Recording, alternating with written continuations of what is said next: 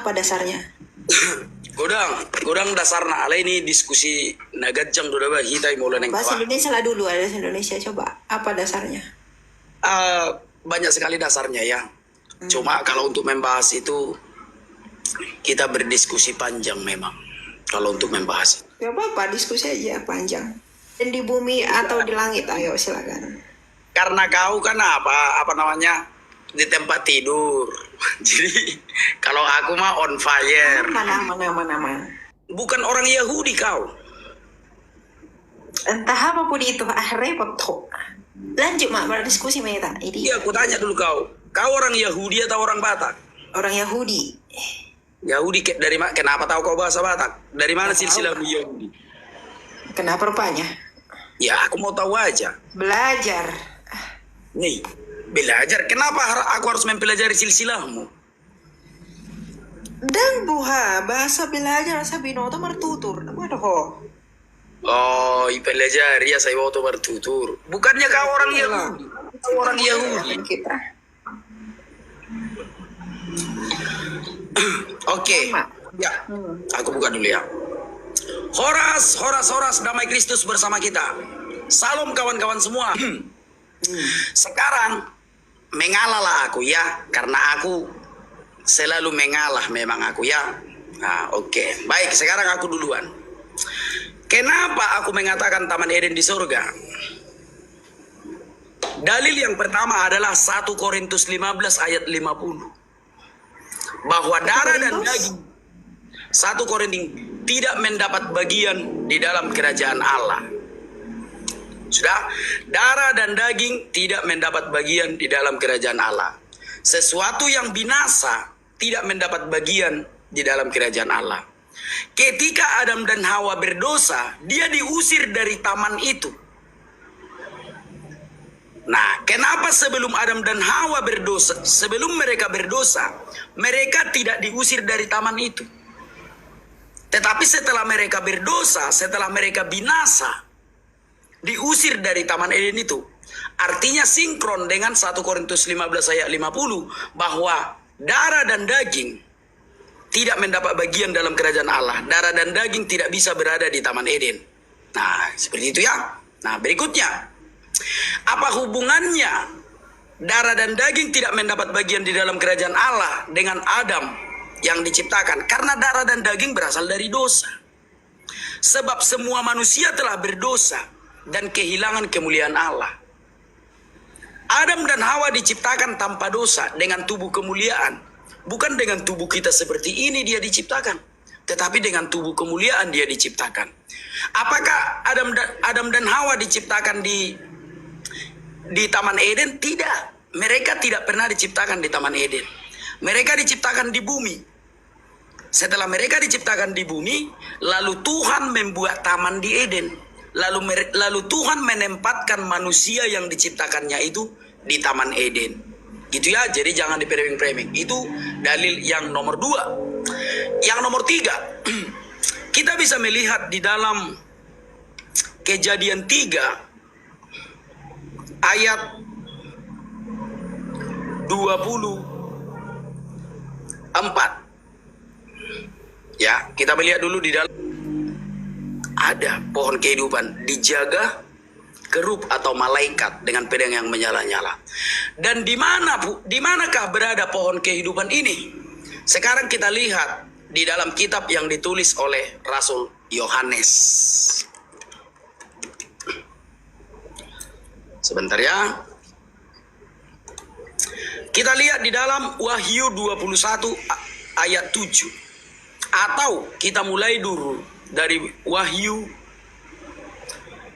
3 ayat 21. Barang siapa menang, ia akan kududukkan bersama. Tadi abang kan bilang kalau Eden itu Eden itu di sorga, betul ya? Ya. Ya, oke. Eden itu di sorga. Manusia itu diciptakan di mana? Di bumi, dari tanah. Dari tanah di bumi. Terus di bumi dibawa lagi ke sorga gitu, diangkat. Ya, iya benar. Ya. Oke, Ya, di dalilnya. Eden itu, Ya, sebentar dulu. Itu bentar. Surga itu kan sudah di luar ruang dan waktu, betul nggak? Benar. Betul. Berarti Ya, dia tidak lagi mencakup dimensi seperti yang ada di bumi. benar. Artinya Ya, nggak ada utara, nggak ada barat, nggak ada timur, nggak ada selatan gitu kan? ya benar. Oke, setuju di situ? Setuju. Setuju, oke. Buka Kejadian 2:8. Oke, sekarang kita buka di dalam Kejadian 2 ayat. Karena ini penglihatan. Siapa yang menulis ini? Yang menulis kitab Kejadian ini adalah Musa. Bukan berarti Musa hidup di zaman itu. Nah, kenapa Musa tahu tentang hal ini? Karena Tuhan menceritakan kepada Musa di dalam Kejadian 33 ayat 11. Coba bacakan dulu Kejadian 33 ayat 11. Dan Tuhan Caranya kalau surga itu tuh tidak punya tempat, tidak punya arah di mana seperti di bumi. Bagaimana mungkin Musa bilang itu tuh di timur kalau dia tidak melihat suatu tempat yang punya arah Penglihat- seperti di bumi? karena penglihatan yang ditunjukkan Tuhan kepada Musa, makanya Musa menulis penglihatan itu. Nah, Iya, setiap penglihatan, dengarkan dulu. Tahu gini loh Bang. Penglihatan, Musa kan dapat penglihatan. Nah, Ya. ketika dia, oke, saya ikuti narasimu, dia dapat penglihatan dan dia melihat di sebelah timur. Nah, di sebelah timur artinya dia melihat sesuatu Eden itu di sebelah timur. Benar, Artinya itulah itu penglihatan yang itu dilihat. tempat yang punya arah. Tadi Iya. Abang bilang bahwa surga itu tidak punya arah. Sekarang begini saja lah. Sekarang begini saja. Bagaimana kalau kita berbagi waktu? Oke lah. Tentu saja Taman Eden itu harus ditulis oleh Musa sesuai dengan apa yang dilihatnya. Karena memang begitulah penulisan Alkitab, nggak bisa berbohong. Apa yang dilihat, harus itu yang ditulis. Nah, demikian juga dengan Taman Eden. Ketika Tuhan menunjukkan penciptaan manusia, penciptaan langit dan bumi, dan penciptaan Taman Eden, Tuhan menunjukkannya kepada Musa dengan bentuk penglihatan. Maka Musa menulis. Nah, demikian juga dengan iblis yang menggoda manusia. Dari mana Musa tahu iblis menggoda manusia? Apakah Musa hidup di zaman itu? Tentu saja tidak. Tetapi Tuhan bercerita kepada Musa dalam bentuk penglihatan. Apa yang dilihat oleh Musa? Ular datang berbicara kepada perempuan. Maka Musa menulis, ular berbicara kepada perempuan. Tetapi makna sebenarnya dari penglihatan itu bukan ular, tetapi iblis. Paham ya? Nah, dari situ saja harusnya kita berpikir. Kenapa ular yang ditulis Musa? Lalu berkatalah ular kepada perempuan itu. Kenapa ular yang ditulisnya? Karena memang dalam bentuk penglihatan yang ditunjukkan Tuhan, ularlah yang berbicara kepada perempuan itu. Nah, apakah itu makna yang sebenarnya? Tentu saja tidak. Ular di situ adalah iblis, bukan ular kok. Nah, oke. Jadi tadi kalau Abang bilang Eden itu ada di surga, inilah inkonsistensi Abang kalau berargumentasi itu begitu. Tadi Abang sendiri yang bilang kalau di surga itu tidak lagi mencakup ruang dan waktu. Artinya hukum di bumi ini tidak lagi berlaku di sana. Dan Abang bilang di sana itu tidak ada arah mata angin. Ketika saya membawa Kejadian 2 ayat 8, di sana dikatakan ada sebelah timur. Lalu Abang bilang itu penglihatan. Nah, masalahnya penglihatan itu yang dilihat oleh Musa itu bermakna simbolik atau harafiah. Kalau kamu mau bilang simbolik, kamu jelaskan itu metaforanya artinya apa. Dan tadi Abang nggak jelasin itu. Kemudian, di dalam Taman Eden itu ada sungai-sungai. Sungai yang mengalir. Nah, apakah di surga ada sungai-sungai? Karena Abang mengartikan surga itu sebagai tempat. Pertanyaan saya, ketika di dalam Lukas 15 ayat 21, kata anak itu kepadanya, "Bapa, aku telah berdosa terhadap surga dan terhadap Bapa." Terhadap surga, bisakah seseorang berdosa terhadap tempat? Kalau Abang mengartikan bahwa surga itu adalah tempat. surga itu adalah keadaan di mana Allah berada, disitulah surga berada. Dan kemudian ketika tadi abang katakan ada tahta-tahta, disitulah Allah berada. Allah itu roh, dia memenuhi segala ruang dan waktu. Mungkinkah kalau dia di atas kursi, di atas tempat duduk, apakah berarti Allah itu lebih kecil daripada tempat duduk? Dia lebih kecil daripada tempat duduknya sendiri. Jadi kalau abang memaknai bahwa tahta-tahta itu dimaknai secara harfiah, artinya abang sedang mengecilkan Allah. Kalau abang mengatakan ada suatu tempat ruangan, disitulah Allah berada, berarti ruangan lebih besar daripada Allah. Berarti Allah itu lebih kecil daripada ruangan yang abang maksud. Jadi Allah itu adalah roh, Tuhan Yesus sendiri yang berkata begitu. Jadi jangan dimaknai bahwa Allah itu lebih kecil dari ruang dan waktu. Nah, kembali kepada Eden, lokasi Eden itu tidak mungkin ada di surga. Tadi abang sendiri yang berkata darah dan daging tidak ada di surga. Ketika manusia itu jatuh ke dalam dosa, diciptakan menurut gambar dan rupa Allah, bukankah mereka punya tubuh yang juga memiliki darah dan daging pada saat itu? Dengan tubuh kemuliaan yang abang maksudkan itu, kehilangan kemuliaan mereka tetap dengan tubuh mereka, itu adalah status mereka sebagai orang berdosa. Gitu loh. Jadi tidak betul apa yang abang sampaikan tadi. Ya, lanjut. Aku udah rasa. Tahtanya dia menjadi kecil berada di satu tempat, tentu saja tidak. Wujudnya lah yang ada di situ. Sebab Allah itu roh. Allah itu tidak bisa dilihat. Tetapi anak tunggal Allah yang ada di pangkuan Bapa, dialah yang menyatakannya. Yesuslah yang akan kita lihat di tahta itu, sebab dialah gambar Allah yang tidak kelihatan. Kolose 1 ayat 15. Yesuslah gambar Allah yang tidak kelihatan. Maka yang kita lihat di tahta itu adalah Yesus yang duduk di atas tahtanya. Di dalamnya ada roh yang meliputi dia. Dan dia berada di dalam roh itu. Karena Allah itu roh meliputi segala sesuatu. Itu berbicara tentang tahta. Jadi ketika Alkitab mencatat bahwa Allah duduk di atas tahtanya, Yesuslah yang duduk di situ. Sebab Yesus adalah gambar Allah yang tidak kelihatan. Paham ya? Berbicara tentang hal itu. Oke. Nah, apakah kau memahami yang tertulis secara harafiah? Tentu saja. Cara memahami Alkitab itu terdiri dari banyak hal. Ada yang secara harafiah. Contoh berbicara tentang sungai. Bukan satu ayat saja di dalam Alkitab yang mencatat kalau di surga itu ada sungai. Banyak ayat Alkitab yang mencatat di surga itu ada sungai.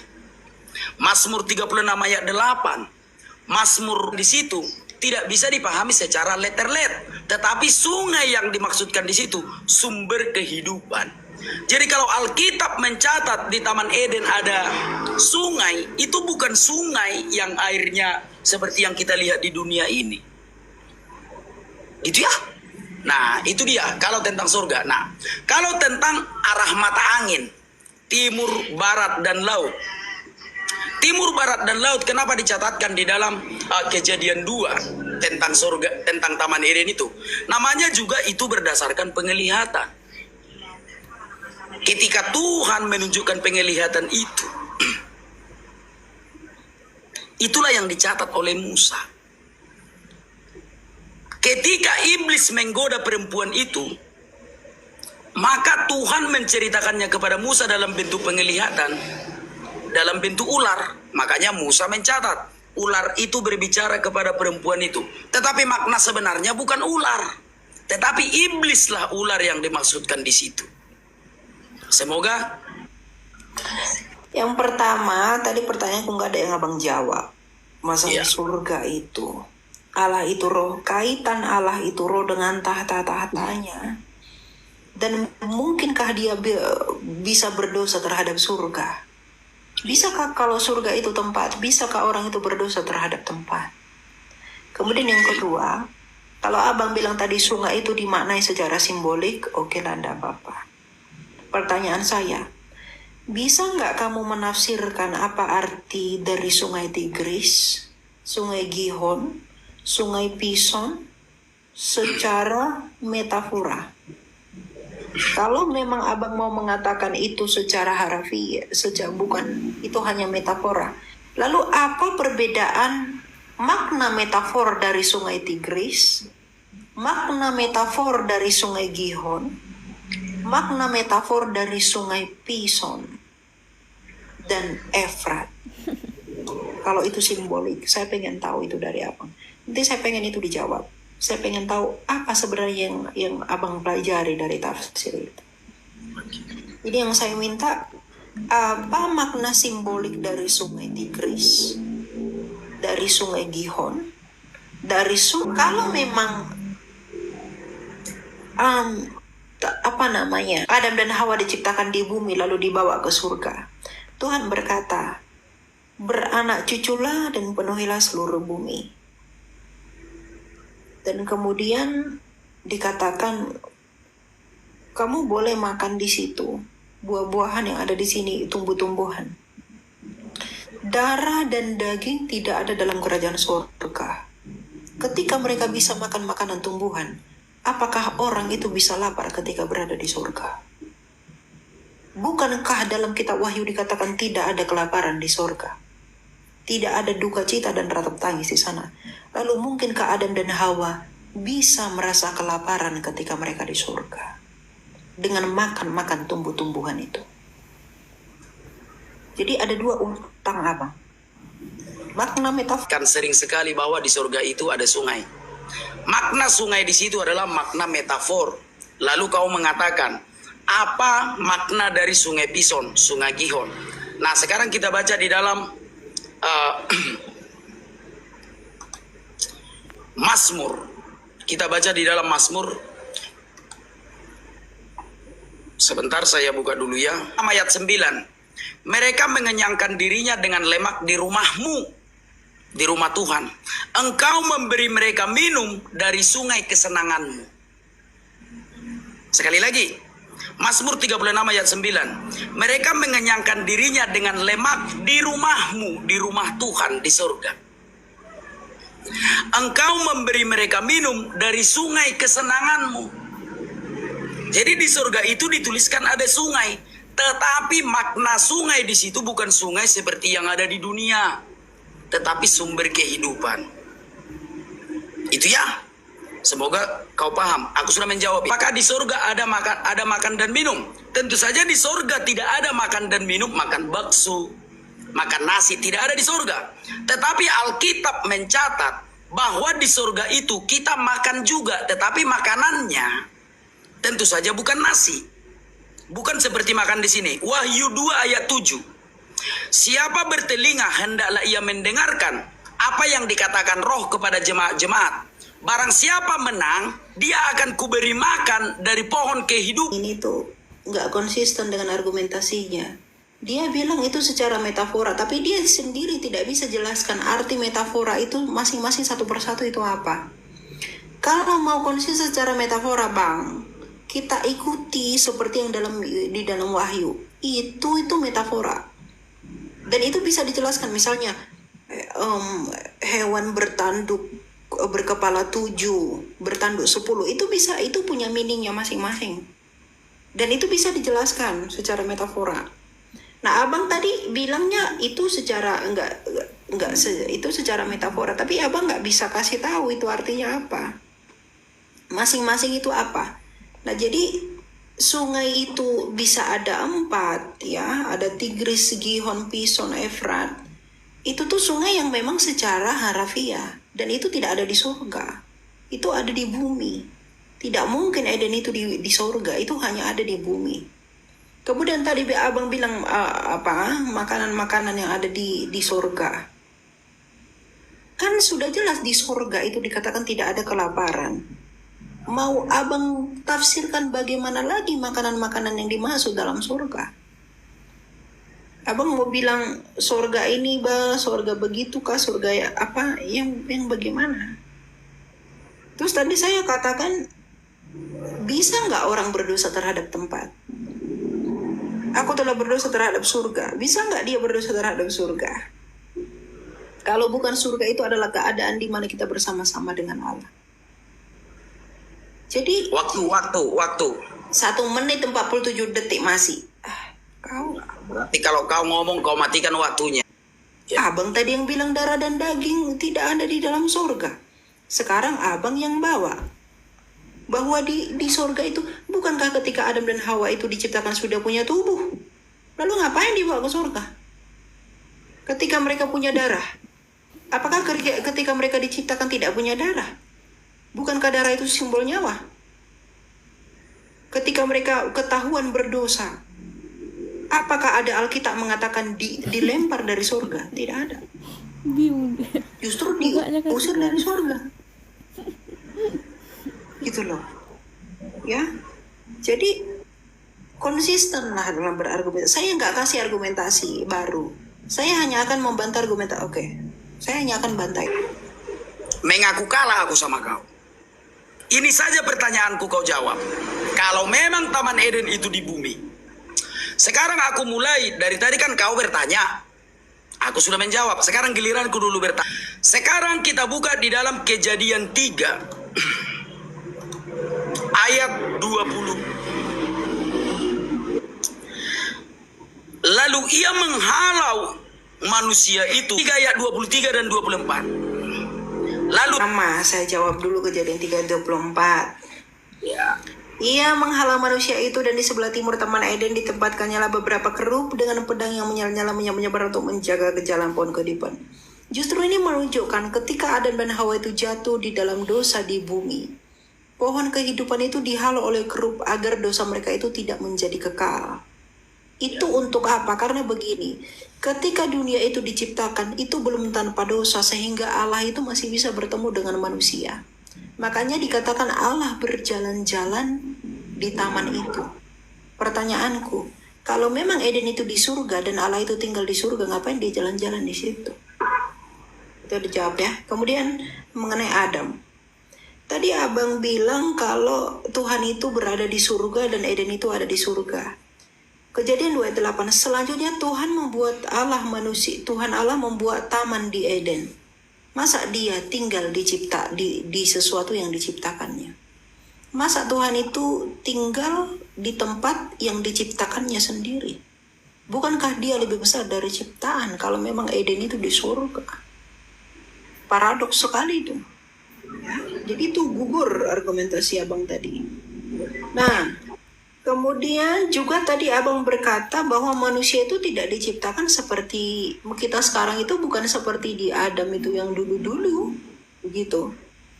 Nah, hanya saja Adam itu dengan tubuh kemuliaan, betul. Dan Adam itu dulu tidak diciptakan dengan tubuh dan juga dengan apa yang kita miliki seperti saat ini. Pertanyaanku, bisakah kita dikatakan keturunan Adam kalau kita tidak sama seperti Adam dan hal fisik, memiliki darah dan lain-lain? Bukankah darah dan daging tidak ada di dalam surga? Artinya Adam dan Hawa ketika sebelum jatuh dalam dosa, mereka sudah punya darah dan daging. Abang sendiri yang bilang darah dan daging tidak ada dalam surga. Lalu kenapa sekarang darah dan daging itu ada di Eden yang abang bilang di surga? Inkonsisten. Ngawur sekali itu. Jadi kalau memang Adam dan Hawa itu punya darah setelah jatuh ke dalam dosa, adilkah kita hanya memperoleh dosa saja dari Adam? Karena dia memiliki darah ketika dia sudah jatuh dalam dosa? Tidak mungkin. Justru ketika Adam dan Hawa itu punya darah sebelum jatuh ke dalam dosa, maka darah itulah yang digunakan Tuhan untuk menjadi tanda pendamaian dengan dia untuk memurnikan kembali relasinya. Kalau memang belum ada darah kemudian menjadi ada darah ketika baru jatuh dalam dosa, mungkinkah darah itu sebagai media pengampunan? Ngawur sekali itu, ya. Jadi jangan sebut dirimu sebagai keturunan Adam kalau memang Adam dan Hawa itu tidak punya darah sebelum jatuh dalam dosa. Abang sendiri yang bilang bahwa di surga itu tidak ada darah dan daging. Lalu abang sendiri juga yang bilang kalau di Eden yang adalah di surga itu ada darah dan daging. Gimana itu? Inkonsisten. Kemudian juga Tuhan berkata, beranak cuculah dan penuhilah seluruh bumi. Tuhan menciptakan itu di bumi. Dia menyuruh beranak cucu dan penuhi seluruh bumi. Masa dia dibawa lagi ke surga? Bukankah Tuhan suruh beranak cucu penuhi bumi, tapi dibawanya lagi ke surga? Kurang kerjaan Tuhan itu. Ngapain dia ngambil-ngambil lagi, diciptakan di bumi, dibawa lagi ke surga, penuhilah bumi. Dia diciptakan, penuhilah bumi katanya, dibawa lagi ke surga. Coba, ini yang mau abang jawab. Apalah tujuan Tuhan itu ngambil dia lagi ke surga? Bukankah dia yang bilang penuhi seluruh bumi? Udah diciptakan dia di bumi, ngapain dibawa lagi ke surga? Apalah alasannya dibawa lagi ke surga? Itulah dulu jawab nanti. Waktu. Masih 4 menit. Kau tadi 5 menit 30 detik. Ya? Oke, baik. Yang Jawab. pertama, oke. Apakah kau keturunan Adam? Aku memang keturunan Adam, tetapi keturunan Adam yang sudah berdosa. Sudah ya, aku keturunan Adam, tetapi bukan keturunan Adam ketika diciptakan Tuhan. Aku keturunan Adam, tetapi keturunan Adam yang sudah berdosa. Sebab Adam dan Hawa tidak pernah disuruh untuk bertambah banyak sebelum dia jatuh ke dalam dosa. Paham ya? Tuhan menyuruh Adam untuk beranak cucu setelah Adam jatuh ke dalam dosa. Sebab di sorga tidak ada beranak cucu. Semoga kau paham. Di dalam sorga, di Taman Eden, Adam dan Hawa ditempatkan, tidak pernah disuruh punya anak. Enggak pernah itu. Barulah setelah Adam dan Hawa berdosa, sudah, maka dia diusir dari sorga. Barulah di dunia dia disuruh beranak cucu. Sudah ya, jelas ya. Yang kedua, mungkinkah Tuhan berada di tempat ciptaannya? Kenapa tidak mungkin? Tuhan pun datang ke dunia. Coba baca di dalam Keluaran 33 ayat 11. Bahwa Tuhan berbicara dengan Musa. Bukankah dunia itu cipta yang ada di Taman Eden dengan pohon kehidupan yang ada di Taman Firdaus Allah? Jangan kau bilang pohon kehidupan. Kok ada pohon kehidupan itu ada 2. Jangan kau bilang pohon kehidupan ada 2. Karena sumber hidup itu hanya 1. Kan aku udah bilang tadi, kalau manusia itu pada awalnya diciptakan di bumi yang mulia, yang kudus tanpa dosa. Dan Allah itu bisa datang ke bumi Iya. tanpa dosa. Dosalah yang memisahkan kita dengan Allah. Pohon kehidupan hanya 1. Pohon kehidupan itu awalnya itu ya Allah itu sendiri. Dia itu di bumi ini berdiam. Makanya di dalam Wahyu dikatakan apa? Yerusalem baru, kota kudus turun ke bumi. Itu diambil kerajaan itu karena sudah menjadi berdosa, dikuasai oleh maut. Sih nggak ada yang bilang 2. Tapi pada mulanya itu diletakkan di bumi ini karena Allah Sang Bapa bertahta di bumi ini melalui gambaran yaitu anaknya yang tunggal, Kristus. Kolose 1 ayat 15. Nggak ada yang bilang 2. 1 aku bilang. Ya. Nah, tadi abang bilang, Bang, manusia itu diciptakan Kejadian 1 ayat 26. Lalu di ayat 28 dikatakan Allah memberkati mereka. Baru diciptakan ini loh. Iya. Allah memberkati mereka, berfirman kepada mereka, beranak cuculah dan bertambah banyaklah. Baru diciptakan langsung Tuhan bilang begitu. Di bumi itu diciptakan. Bukan di Eden, bukan di sorga. Yang abang bilang itu di sorga. Nah kalau beranak cucu dan penuhilah seluruh bumi, ngapain lagi dibawa ke surga? Kejatuhan manusia ke dalam dosa itu Kejadian 3, Bang. Kejadian 3. Gak pernah kau baca berarti Alkitabmu itu. Atau Alkitab Saksi Yehova kau pakai. Kejadian 3 kejatuhan ke dalam dosa. Dan Kejadian 1 ayat 28. Titah Allah kepada manusia, mandat untuk memenuhi surga. Gimana itu? Kau bilang setelah kejatuhan baru disuruh beranak cucu. Gak pernah kau baca Alkitabmu itu. Belum berdosa mereka, tapi sudah disuruh penuhilah. Baru katanya ayat 29. Berfirmanlah, lihatlah aku memberikan kepadamu segala tumbuhan yang menghasilkan biji di seluruh muka bumi. Bah, di bumi lu ini, bukan di surga. Baca dulu itu ayat 29. Aku memberikan kepadamu segala tumbuhan yang menghasilkan biji di seluruh muka bumi. Bukan muka surga, Bang. Kayak mana kok, Bang? di muka bumi. Ini kuulang-ulangi nih biar paham dulu kau. Aku masih 3 menit aku waktuku ya. Biar masuk dulu ke pinggolmu itu.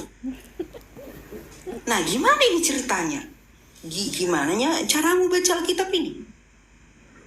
Kejadian 3, kejatuhan manusia dalam dosa. Kejadian 1 loh, itu sudah dibilang penuhi seluruh bumi. Yang perlu abang jawab, ngapain lagi dia dibawa ke surga? Itu yang perlu abang jawab. Aku nggak minta yang lain-lain. Alasan kenapa dia dibawa lagi ke surga, itu yang gue minta. Nah, terus di ayat 29 masih kejadian 1 ini. Segala tumbuhan yang menghasilkan biji di seluruh muka bumi. Kalau Eden itu di surga, bukankah Tuhan harus bilang di muka surga? Tapi kenapa di muka bumi dibilang? Nah, kayak mana itu? Mana ini muka surga, muka bumi, atau muka apa?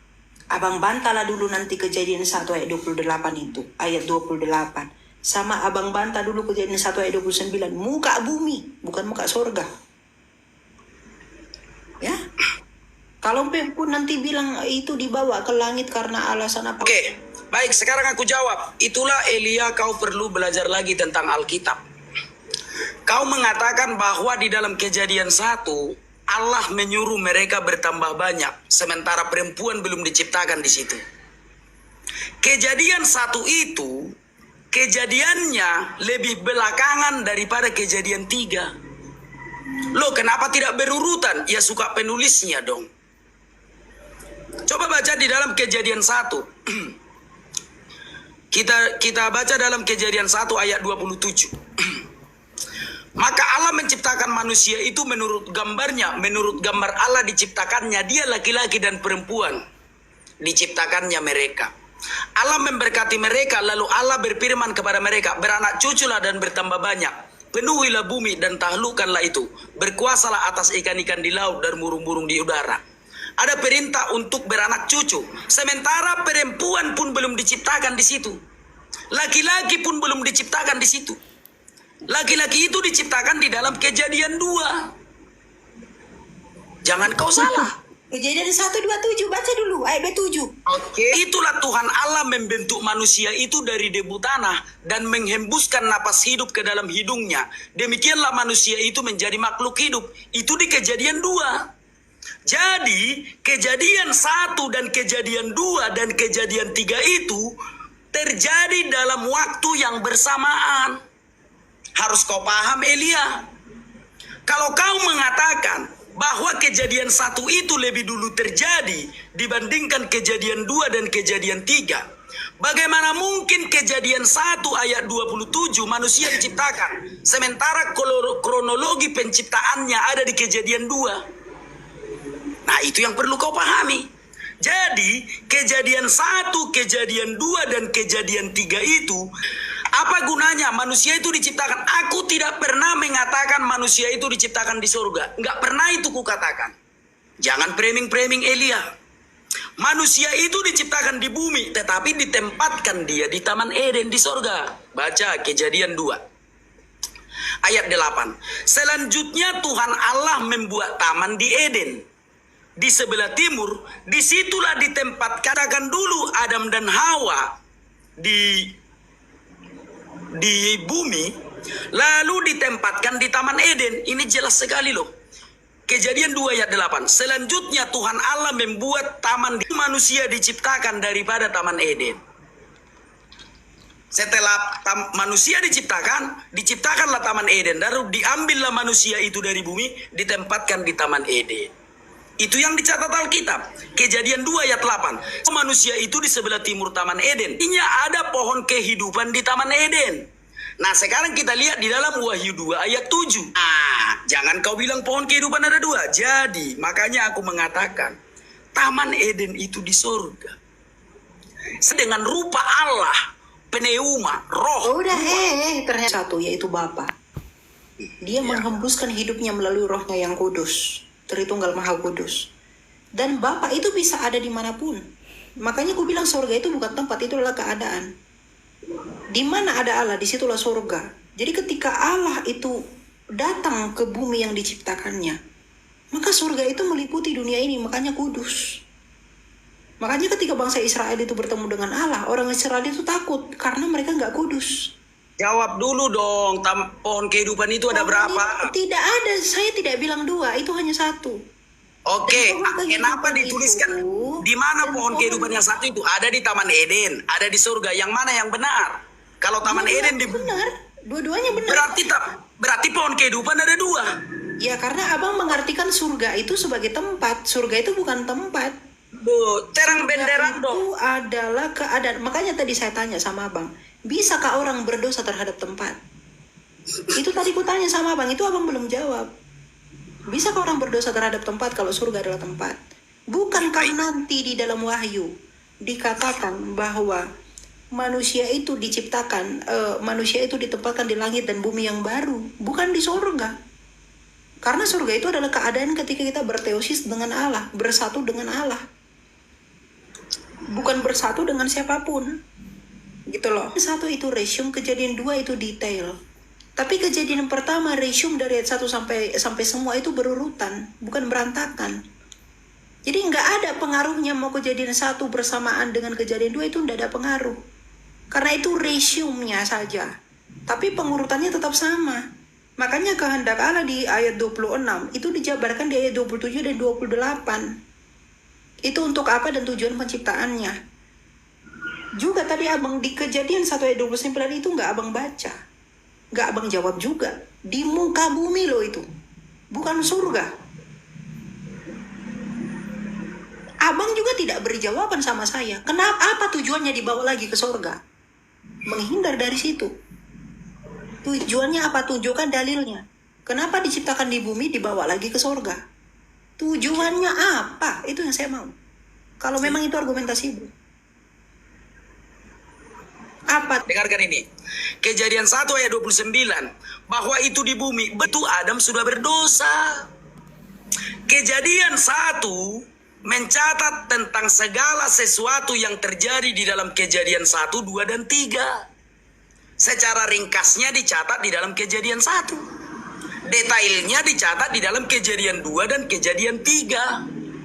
Jadi kejadian 1 ayat 29 benar itu di bumi, tapi itu sudah terjadi di dalam kejadian 3. Setelah manusia itu berdosa, disuruhlah bertambah banyak. Semoga kau paham. Dari tadi kau nggak mudeng-mudeng, Elia. Coba nih kulihat sama itu. Ketika manusia itu sudah berdosa. Paham ya? Jadi kejadian sama dari berbagai penjuru bumi, kemudian dibentuk di surga. Baru dihembuskanlah napas mulai dari kepalanya. Begitu napas sampai di tenggorokan, tahu apa yang kenapa manusia ada kulit hitam, kulit sawo matang, kulit kuning? Itu karena campuran tanah yang berwarna-warna itu. Oh gitu. Iya.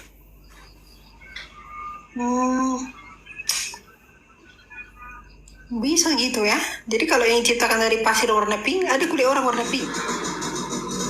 Nah itu dia. Tak beres. Kalau di Alkitab kan Allah sendiri yang menciptakan, dia membentuk, dia menghembuskan napas itu toh. Nggak perlu bantuan. Ada binatang yang nggak diciptakan. Apa itu?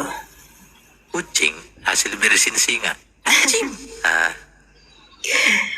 Kenapa dia bisa mati ya? Ya Kalau itu. tidak ciptaan berarti Baru itu kan.